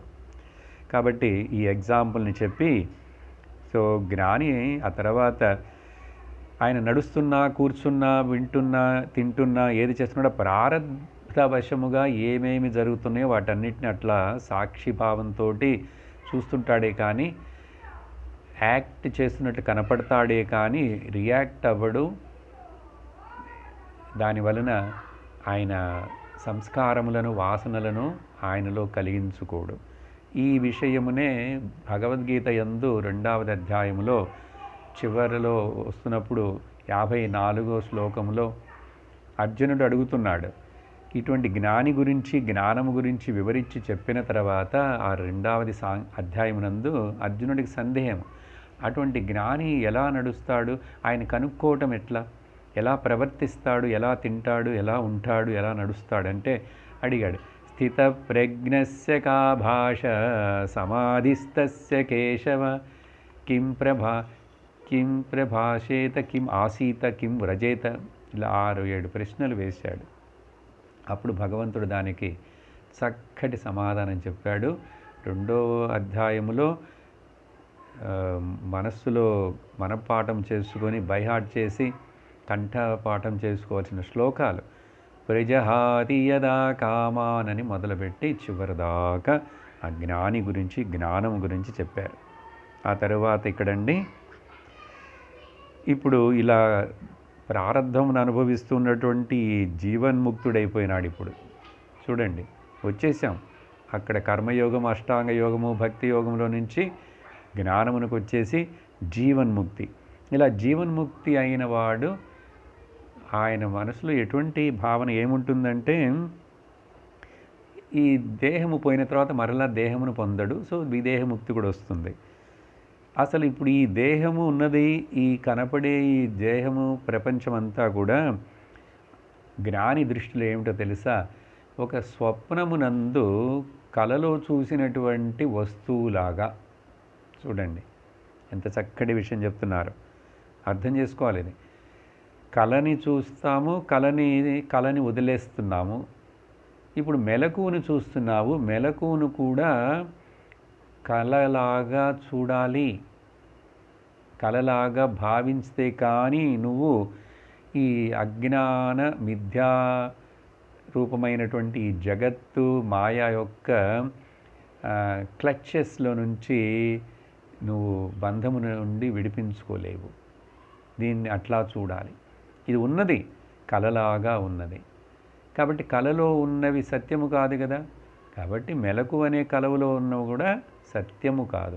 అప్పుడు సత్యము కాని వాటి కోసం నేను దుఃఖపడతానా, ఆశపడతానా, తొందరపడతానా, కంప్లైంట్ చేస్తానా? కలలో దొంగ వచ్చాడు, దొంగతనం చేశాడని తర్వాత మెలకు వచ్చిన తర్వాత ఒకతడు లేచిన తర్వాత పోలీస్ స్టేషన్కి వెళ్ళి, మా ఇంట్లో దొంగ వచ్చాడు, 30 సౌరెన్స్ బంగారం తీసుకెళ్ళిపోయాడు, ఎప్పుడు, ఎన్ని గంటలకి, ఎక్కడ, ఇవన్నీ చెప్తూ కలలో పోలీస్ అప్పుడు కేసు రిజిస్టర్ చేస్తాడా? చేయడు. ఏం చెప్తాడు? బాబు కీల్పాక్ లేకపోతే ఆంధ్రాలో ఎక్కడున్నాయో వైజాగ్ మెంటల్ హాస్పిటల్కి వెళ్ళి అంటాడు. నువ్వు అక్కడికి వెళ్ళు, కంప్లైంట్ అక్కడ ఇవ్వని. కాబట్టి కలలాగా చూస్తాడట. మనం వీటన్నిటిని కంప్లైంట్ చేస్తున్నాం కదా. అలా చెప్పి ఇప్పుడు యథా పుత్రాశ్చ విత్తాశ్చ పృథక్ మర్త్య ప్రతీయతే అప్యాత్మత్వేనాభిమతాద్ దేహాద్ దేహాదే పురుషస్తథా. పురుషుడు ఇక్కడంటే ఇప్పుడు తెలుసుకున్నాడు, నేను క్షేత్రజ్ఞుడను, ఈ దేహంలో ఉంటూ అన్నిటినీ చూస్తున్నాను, తెలుసుకుంటున్నానే కానీ ఈ దేహములో నేను లేను. యాక్చువల్గా నాలో దేహం ఉన్నది. నేను దేహము వీటన్నిటికంటే విలక్షణముగానే ఉన్నాను అని చెప్పి ఆ తర్వాత ఒక శ్లోకంలో ఒక ఉదాహరణ ఇస్తున్నారండి. ఈ కపిల భగవానుడు కపిల గీత వింటున్నాము, మర్చిపోలేదు కదా. ఒక నిప్పు ఒక కట్టెలో కట్టె మండుతున్నది నిప్పు వలన. ఆ మంట ఆరిపోయినా కూడా దాంట్లో ఇంకా కొంచెం నిప్పులు ఉన్నట్లు, లేకపోతే కొన్ని గాలికి పొగ వస్తుంది, ఇవన్నీ ఇట్లా కనపడతాయి. నిజముగా అగ్నిలో ఆ పొగ లేదు. అలాగే ఈ బూడిదలాగా పైకి మిణుగురులు వస్తాయి కదా, పొగ, చిన్న చిన్న రవ్వలు, అవన్నీ అగ్నికి సంబంధించినవి కాదు. కానీ మనం అనుకుంటాం అవన్నీ అగ్నిలో నుంచి వస్తున్నాయని.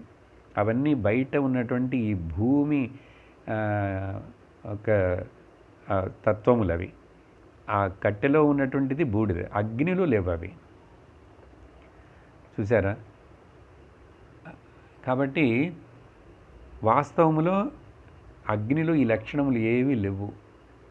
అలాగే ఇక్కడ ఆత్మవిచారణ చేసేటువంటి వీడికి తెలుస్తున్నది, పంచభౌతిక దేహము, ఇంద్రియములు భూతేంద్రియాంతఃకరణాత్ ప్రధానాత్ జీవ సంజ్ఞితాత్ ఆత్మా తదా పృథక్ దృష్ట భగవాన్ బ్రహ్మ సంజ్ఞితః.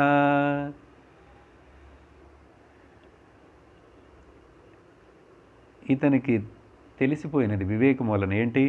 ఈ పాంచభౌతిక దేహము, ఇంద్రియములు, అంతఃకరణము, ఇవన్నీ కూడా నేను చూస్తున్నాను, నాకు తెలుస్తున్నది వీటిలో ఏమి జరుగుతున్నది, ఏ మార్పులు వస్తున్నాయని.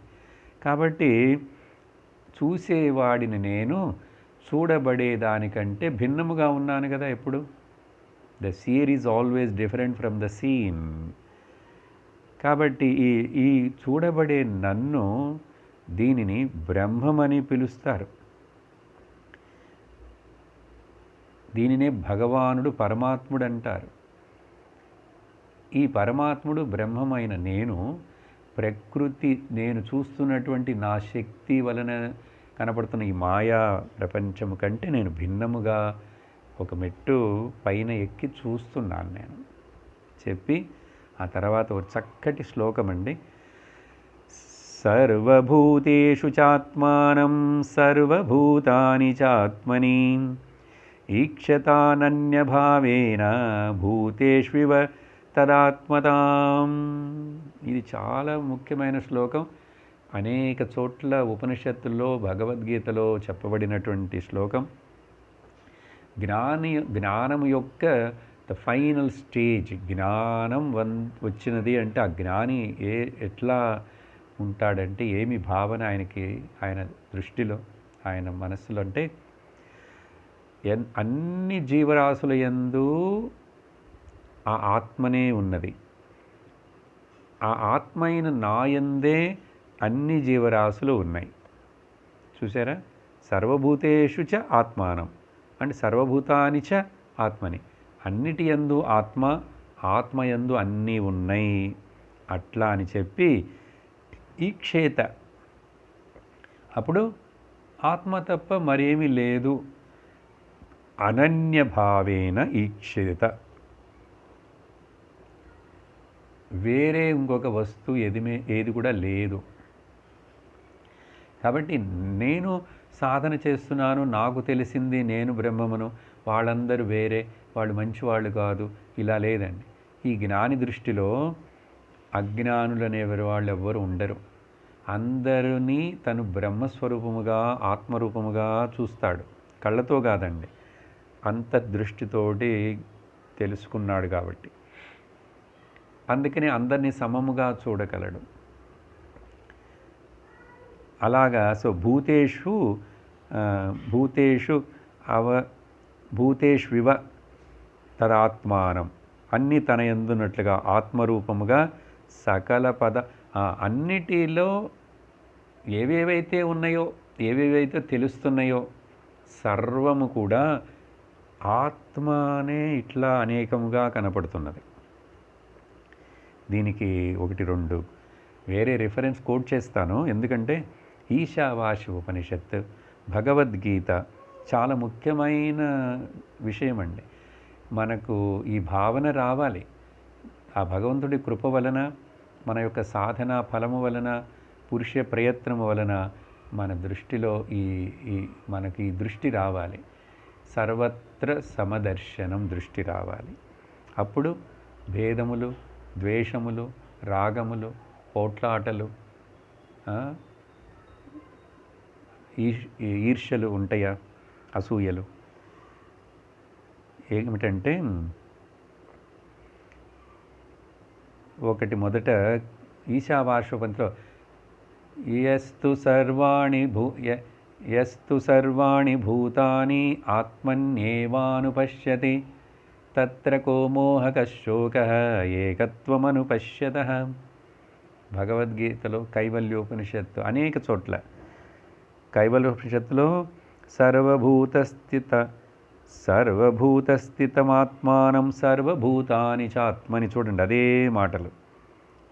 సంపశ్యన్ బ్రహ్మ పరమం యాతి నాణ్యేన హేతున. ఇలా అర్థం చేసుకున్నవాడే ఆ బ్రహ్మమును పూర్ణముగా తెలుసుకున్న ఆత్మజ్ఞానుడు. వేరే ఇంకా ఏ మార్గము లేదు. ఆ భేదము పోతే కానీ, ద్వైతము పోతే కానీ పూర్ణత్వము రాదండి. పూర్ణత్వము వస్తేనే కానీ బ్రహ్మత్వము తెలుస్తుంది. బ్రహ్మత్వమే పూర్ణత్వము. ఇది ఒక్కటి తప్ప మనుష్యుడి యొక్క ఈ అజ్ఞానము పోగొట్టుటకు వేరే మార్గం లేదు. గీతా శాస్త్రమునకు వస్తే అలాంటి పదములతోటి చూడండి. సర్వభూతస్థమాత్మానం సర్వభూతాని చాత్మని ఈక్షతే యోగయుక్తాత్మా సర్వత్ర సమదర్శనః. ఎగ్జాక్ట్లీ అదే విషయం. కాబట్టి ఇది చాలా ముఖ్యమైన విషయం. చూడసారా, ఎక్కడ ఈ అధ్యాయం ముగుస్తున్నది, ఇప్పుడు టైం కూడా అయినది, చివరికి వస్తూ ఏం చెప్తున్నారంటే, మరలా ఆ మండే అగ్ని గురించి, తేజస్సు గురించి చెప్తూ, ఒకటే వెలుతురు, ఒకే తేజస్సు ఆ అగ్ని, కానీ అది 10 రకములైనటువంటి వస్తువుల యందు అది ప్రకటనమైనప్పుడు ఆ మండేటువంటి కట్టె చిన్నదిగా ఉంటే ఆ అగ్ని, ఆ తేజస్సు చిన్నదిగా ఉంటుంది.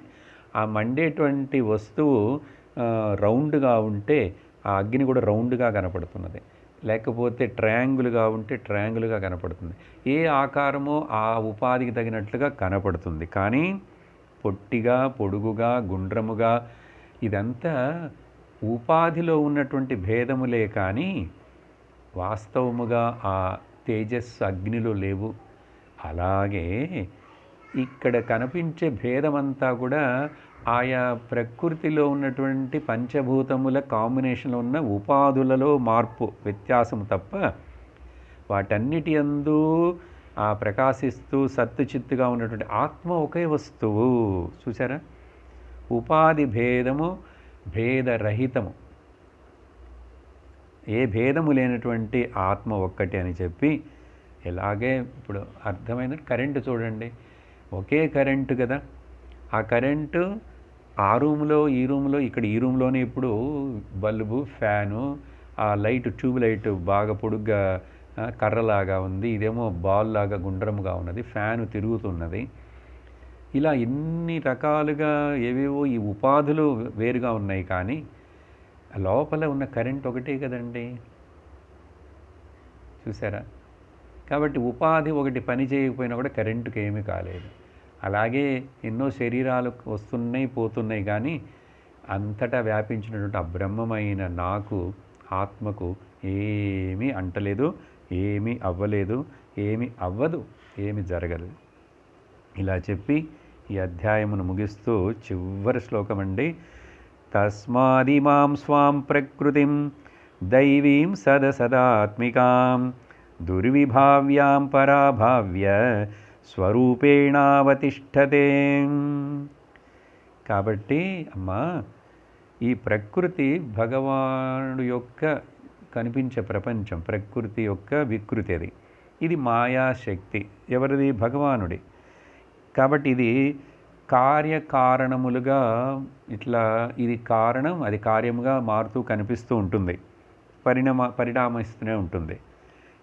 అట్లా చేస్తూ ఈ జీవుడుగా ఉన్న ఈ శరీరంలో ఉన్నటువంటి ఈ ప్రతిబింబ చైతన్యం వీడిని మోహింపచేస్తున్నది, మోసగించబడుతున్నాడు.